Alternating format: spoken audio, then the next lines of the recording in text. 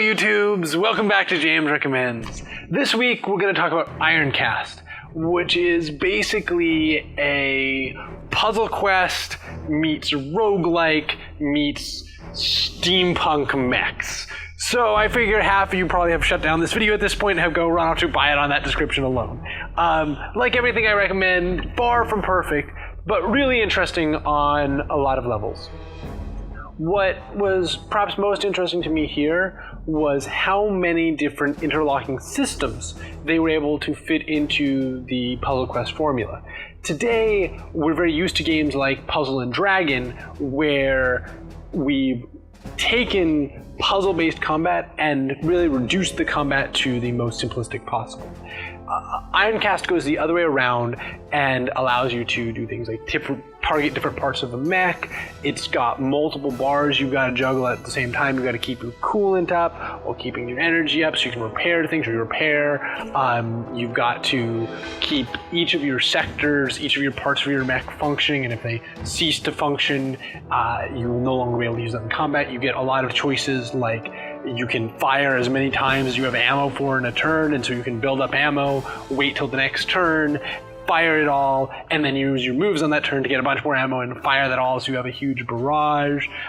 The speed at which your mech is moving, as well as its amount of shielding that you've powered up, determines sort of how much you're able to take and avoid damage.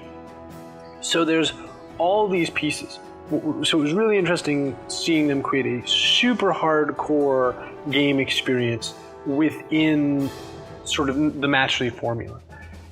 The other part I want to talk about in terms of design is the Match 3 formula itself, because, okay, so they've got all these interlocking systems that, as a player, I have to balance against each other. That in and of itself isn't actually interesting. It just, as a designer, presents you with the opportunity for depth. What the really interesting decision here is they avoided going to the standard Match 3 formula where you just move to make a match, and you move one piece to the position of another piece, to something that I've seen periodically used in puzzle games, but never really in... Well, I guess actually Puzzle and Dragon is the same formula. So they took the Puzzle and Dragon formula, where you get to draw a line between all of your connecting pieces in order to make large-scale matches. The difference between this and standard Match 3 is that this actually provides the player a much larger opportunity to screw themselves, because you're in this particular game, let's say ammo, right? Your ammo bays can only hold 7, maybe 9 shots at a time. But if you've got a really good chain, right, you can chain up 20 pieces of ammo at once. You do that, great, awesome, your ammo bays are full, but all the overage is wasted. What this means, though, is that when all the other pieces come in, now that big chain that was all set up for you isn't going to be there. Maybe you won't be able to pull ammo for the next 3 or 4 turns. But at the same time, the player has to balance this against the fact that the game and the game systems incentivize. They give you more cash, they give you more XP for creating longer chains. And it's of a high enough ratio that this becomes a big challenge for the player.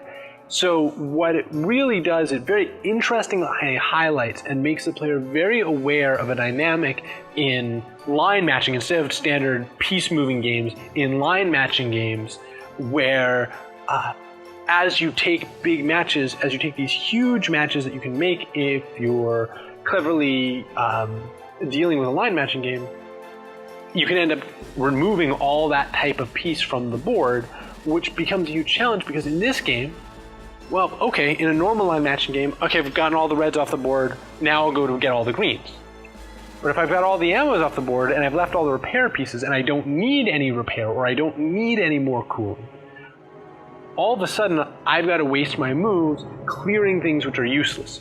And so it uses the fundamentals of line matching rather than piece matching games, rather than your move to match 3 games, to create a different form of strategic depth, not only in the ancillary systems, not only in all these pieces they have surrounding the game, but also in the actual play on the puzzle matching board, which as a designer was something I thought was really interesting. So for this week, James recommends Ironcast. See you all next week.